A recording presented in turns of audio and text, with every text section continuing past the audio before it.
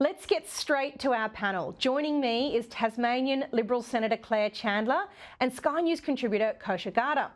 Welcome to you both. It's so good to have you with me.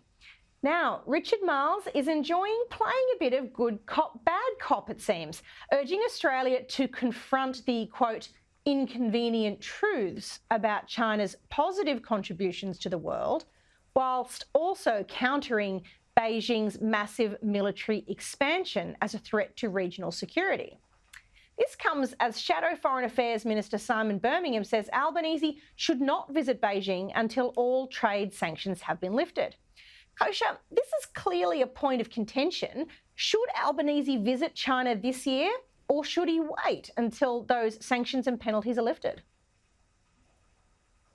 Hi, Amanda. Great to be with you. I think this whole tactic of whether a leader should visit or not visit is one measure of how to convey or signal policy or intent around something. But I think it's sometimes often overstated. I think the real thing around this whole China issue, which has been building now for 30, 40 years, certainly in Australia, but across the Western sphere, there's much more to it that if we are serious about containing that threat and shoring up Australian national security and Australian prosperity should be part of the agenda.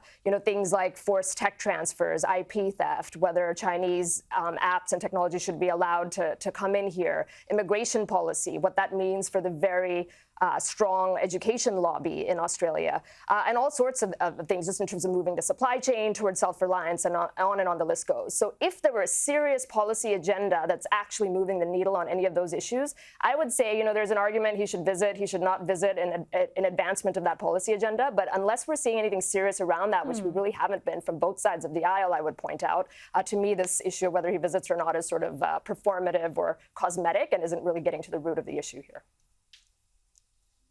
I think that's pretty fair. Claire, what's your take?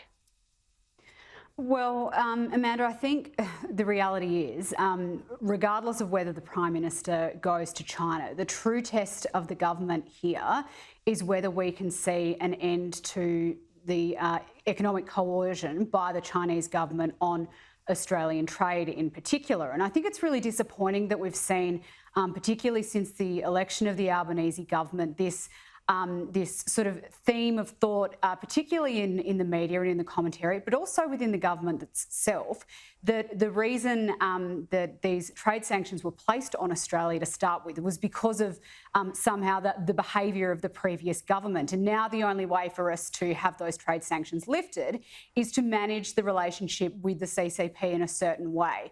The fact of the matter is the trade sanctions were wrong. The trade sanctions have to be lifted, and that is the ultimate test for this government. If they're going to be going to China, it should be to make it very clear that these trade sanctions are not acceptable and they need to go.